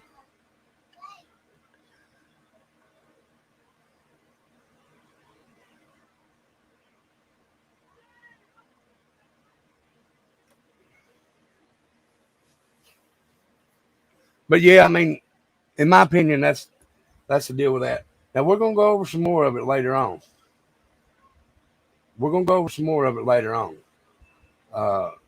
I got to find there is a and Rocket, you're here, so I need to find the one video where Mark Byers shows up, the pros and the cons against Terry Hobbs. If you can help me find that, okay? That one I got to find. I thought I had it here, and I still may. I may be overlooking it.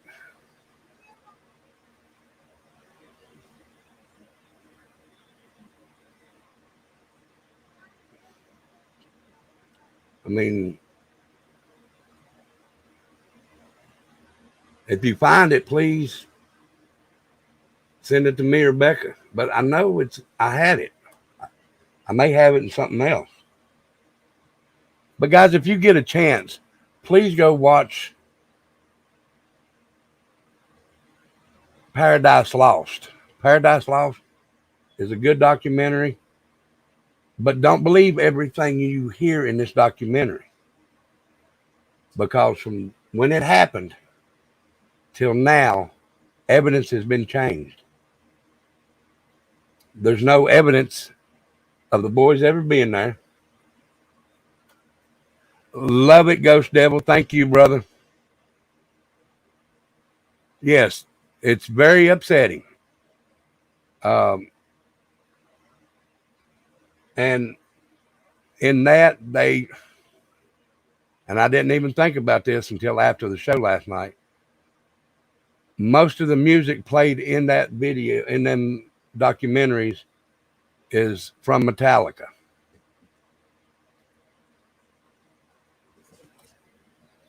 It shouldn't, no, Miss PJ. It should not live on and on.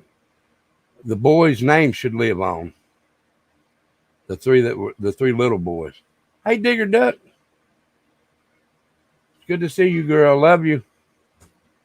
The three little boys, though, that this happened to, their names should live on. But they should just, and I swear, if I was one of the dads, I would go to the Supreme Court of that state and have them open this case back up. I don't care what it took. I don't care how long it took. But get it into state, not town, state. And let them open this case back up so them boys can live at peace. Because that dad, Terry Hobbs, in my opinion, guys, is the one that done this to his stepson and those other two boys.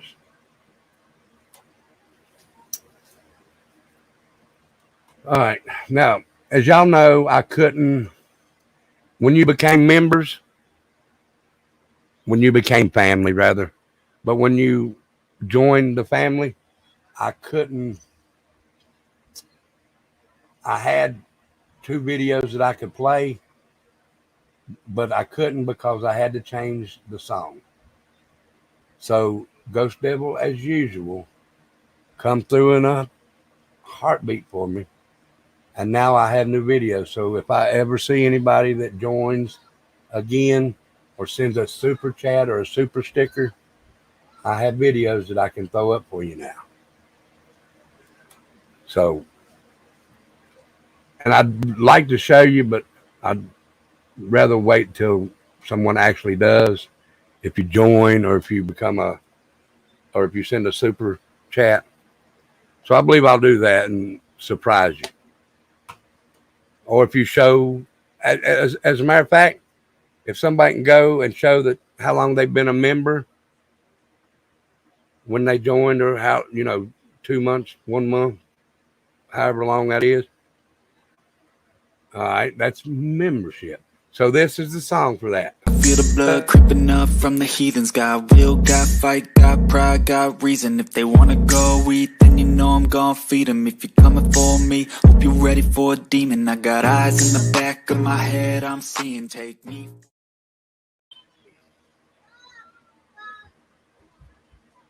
Feel the blood creeping up from the heathens. Got will, got fight, got pride, got reason. If they wanna go eat, then you know I'm gon' feed them. If you're coming for me, hope you're ready for a demon. I got eyes in the back of my head, I'm seeing. Take me. Thank you, Rocket Queen, and thank you, Joni. Thank Ghost Devil, because that's his work. That's his work. Send me another one, Shane. I don't think I've got it. I'll go back and look, though. Is it the same thing, Shane, like that? Okay. And then I have one for, if you, like I said, if you send a super chat or a super sticker, I have one for that too. Now that one's a little different than the when you join, so, but it's still good though. I like it. Ghost Devil does awesome work.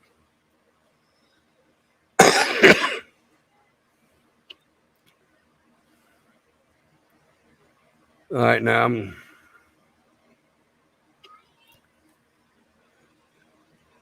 you know he does excellent work, Digger Duck. You know that.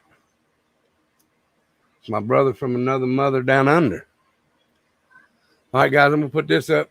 Now you could help support the channel through the Cash App right there, or you don't have to. It's not a requirement. The only requirement I have is you come in here, have a good time, hit the like button, hit the share button, and subscribe button.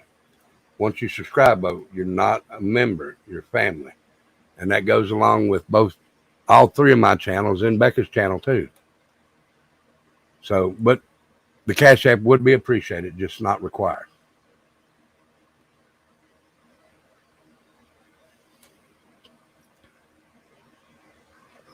So I will do some more work on the West Memphis 3. Like I said, I want to get that evidence rolling about Terry Hobbs. So everything I find out about Terry Hobbs, I'm going to put into a whole show. And that's what I want to work on. Oh, look at Miss Rocket Queen. I love you, girl. Here you go, Rocket Queen. Cause I don't give a fuck what you say. Yeah, I'ma do shit my way. So you can go kick rocks, I'ma stack bricks up, build what I want to make. Yo, I got a lot of shit to say, so I'ma do this every day. I'll be writing things until I'm fucking buried in my grave.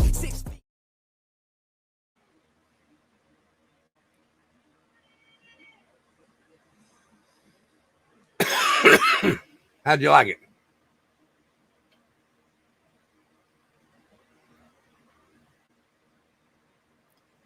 How did you like it?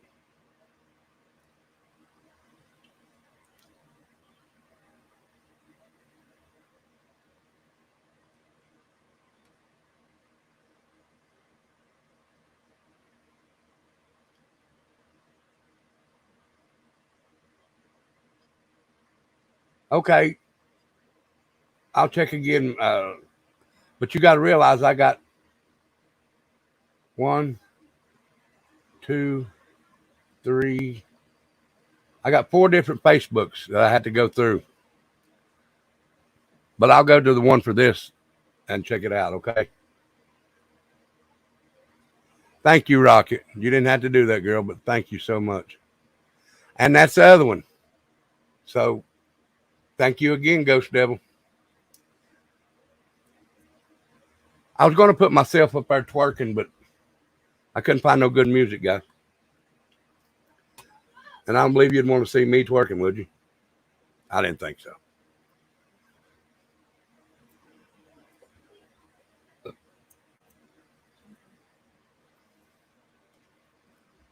Oh, Rocket, can I ask you a question? Would you care if I asked you a question, Rocket?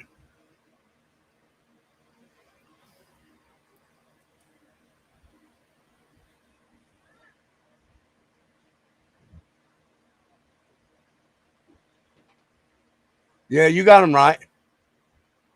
I think. You got them right. Yeah, you did. You got them right. I seen on something on your Facebook today that showed a blue-haired, beardy-faced motherfucker and a red and black-haired motherfucker.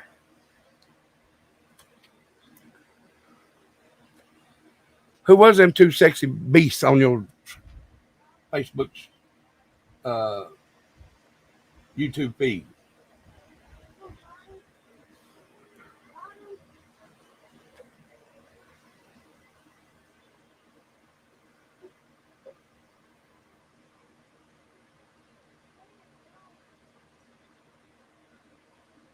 There was a bitch fight on Becca's last night.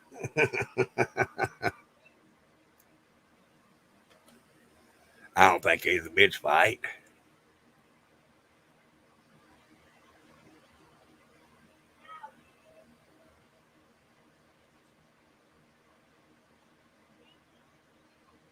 Okay, I'll go look, Shane. I promise I will.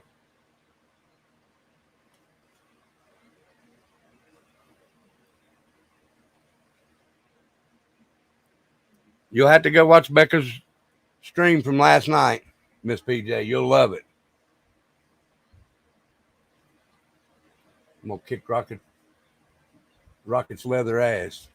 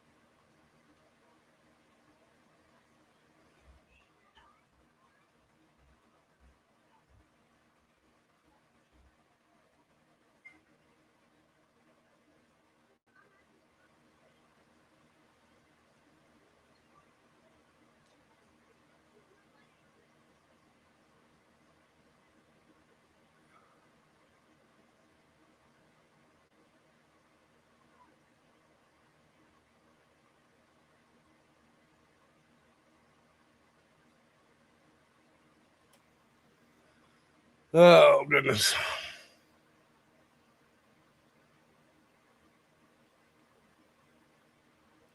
Hold on a minute, guy.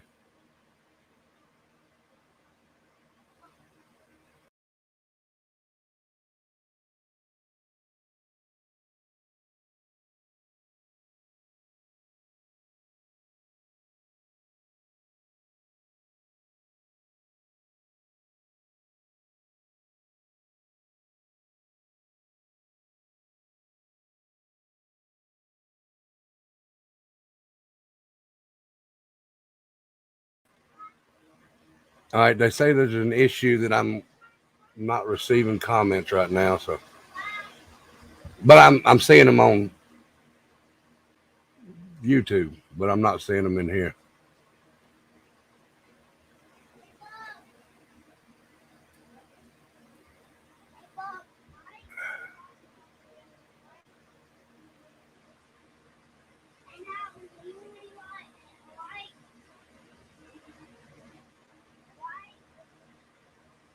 Did I forget about who? No, I didn't forget about y'all, Lorraine.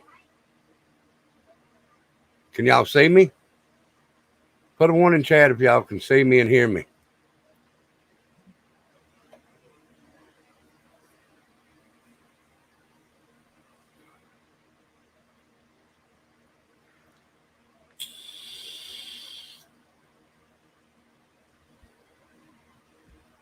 Okay. there must be a problem with YouTube because they're saying that I can't see chat through StreamYard. But as long as y'all don't see me over there, I'm good. Nani, what's up?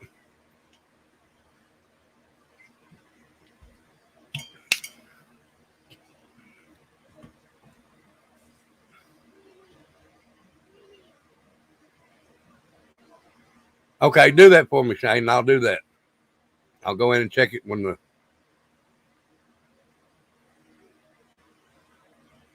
the live's over, okay?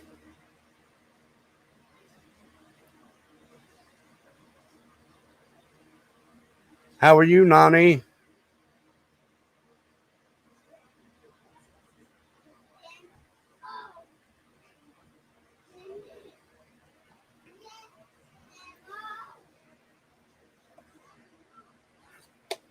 All right, guys.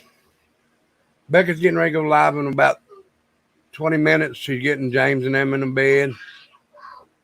As you hear, he's not wanting to go, but she's getting him in the bed.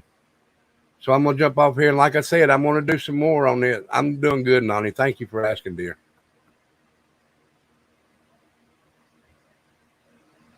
Desiree, her last name starts with a K. Is that the one you're talking about, Nani?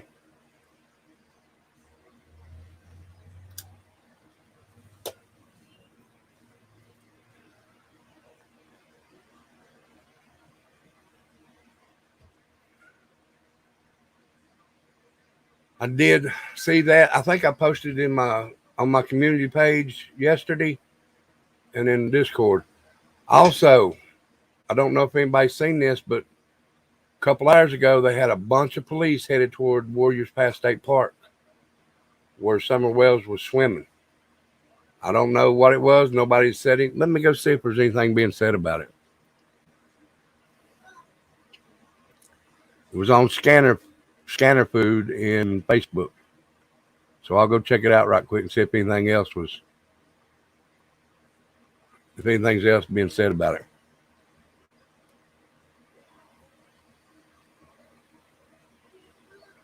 No, she better not be live now.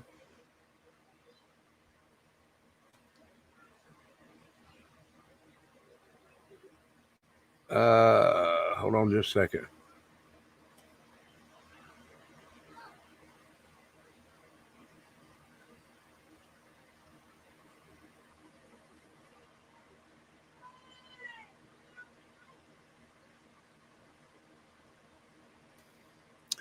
Hold on, guys, if you want to, and I'll read you what it says in here about the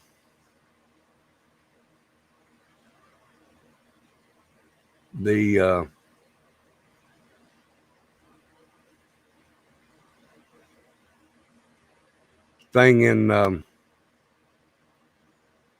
Warriors Pass State Park. If it's still on there, I don't think why they'd take it down.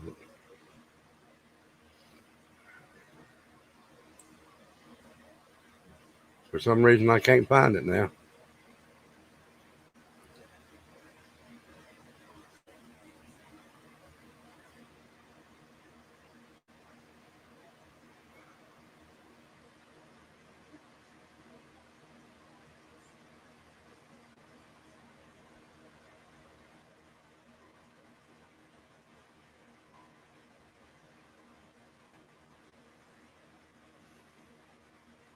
Anyway, it's on Scanner Food. It's something that has to do with Warriors Pass State Park.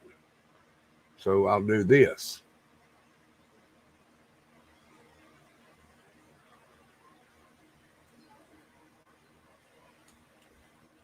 Come on. It's being slow. Trev went out there and no one was there? Okay.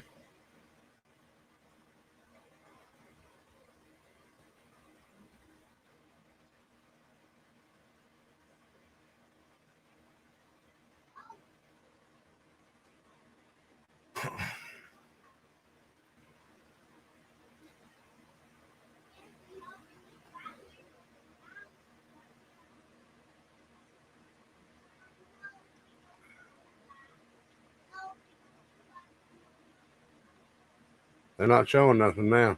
They must have took it down. Must have been a false thing. So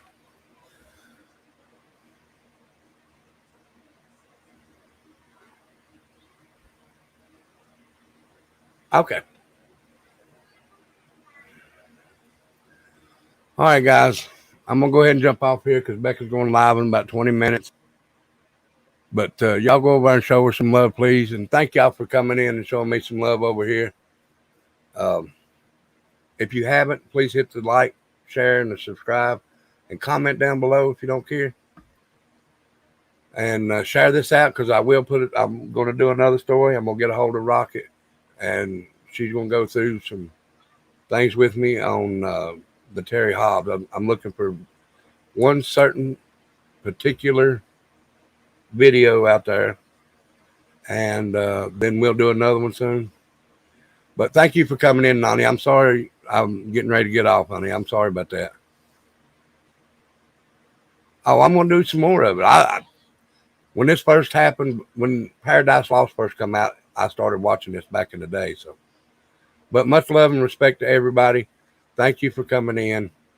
I'm glad some of you come in a little late. I'm sorry you come in a little late because I'm getting ready to get off, and I don't mean to, but I don't want to overlap into Becca's. So, but much love and respect to y'all. I'll see y'all Tuesday night for veterans, and I don't know whether to do it over here. Oh, it's a long weekend for y'all? Okay, well, have fun on the long weekend, Nani. I wish I had a long weekend. But go over and show Becca some love. I'll see y'all soon. Again, Ghost Devil, thank you for those two things. I love you, brother. Thank you so much. I love everybody in here. Much love and respect to everybody that showed up. And the people that didn't show up, much love and respect to you also. But I'll see y'all Tuesday for veterans. And this one might be a little different. Might be a little trigger warnings on this one. Just saying.